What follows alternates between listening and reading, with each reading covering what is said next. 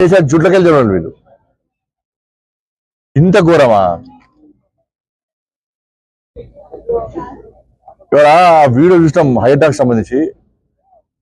పాపం ఆయన పెద్ద బాధపడుతుంటే నేను చెప్తున్నా కదా, హైడ్రా విషయంలో ఈ తెలంగాణ రాష్ట్రంలో ప్లస్ హైడ్రా గురించి తెలిసిన వాళ్ళు నిజంగా బాధపడడం పాపాత్ముడే. ప్రతి ఒక్కరు బాధపడుతున్నారు. మరి కూల్చేటోళ్ళ సంగతి ఏందో కానీ, కూల్చాలనుకున్న సంగతి, కూల్చేటోళ్ళ సంగతి ఏందో కానీ ఎంత బాధపడుతున్నారంటే ఏమనో లేరు. ఊర్లలో పోతే అయ్యో పాపం, అరే పాపం, గిట్ల కూల్స్తారా, గట్ల కూల్స్తారా. కొన్ని పెద్ద మాట్లాడాడు, ఇంత తోరణాలు ఏది మామిడి తోరణాలు కూడా అట్లే ఉండే పాపం. కనీసం ఎండిపోలే. పాప సినిమా పాటకు వాడినామన్నా ఏంది, చిన్న అమ్మాయికి ఏది పారాన్ని ఇంకా ఆరనే లేదు, తోరణాలు వాడడం లేదు, బంధువులు ఇంట్లో వచ్చారు. ఇప్పుడు ఇల్లు కూర్చొని దీని మీద పాట రాసే పరిస్థితి అలా హైడ్రా విషయంలో.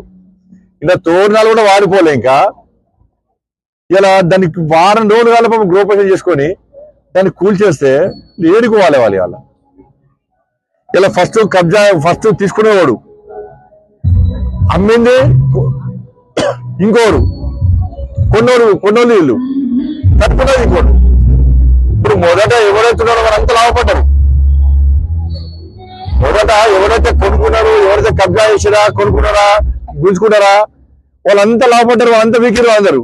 ఇప్పుడు అయితే డాక్యుమెంట్లు చూసిర్రు, లింక్ డాక్యుమెంట్లు చూసిర్రు, పర్మిషన్ చూసిర్రు, గ్రామ పంచాయతీ పర్మిషన్ చూసిర్రు, ఇంటికి ట్యాక్స్ ఉన్నది, దానికి కరెంటు బిల్లు ఉన్నది, బ్యాంకు లోన్ ఉన్నది, రిజిస్ట్రేషన్ చేసిర్రు, మున్సిపల్ కార్పొరేషన్లలో గ్రామ పంచాయతీ పర్మిషన్ ఇచ్చిర్రు, ఇల్లు కట్టుకున్నారు. ఇవాళ కూర్చోడం 10 సంవత్సరాలు, కట్టుకోవడం 10 సంవత్సరాలు కష్టపడి కట్టుకున్నారు.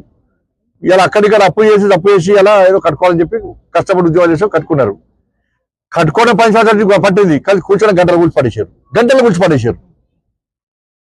ఆయన నేర్చుకున్నాడు, సంపూర్ణ మీద చంపుడు సార్ అంటున్నాడు. ఆయన సంపూర్ణ మీద చంపుడు సార్, లాస్ట్కి ఎందుకు సార్ మేము బతికి అని చెప్పంటున్నారు. ఇంత దీనమైన స్థితి అలా హైడ్రా విషయంలో వాళ్ళ తెలంగాణ రాష్ట్రంలో నెలకొన్నదంటే అది దరిద్రం ఉన్నది. వాళ్ళ మూసి సాడేశారు.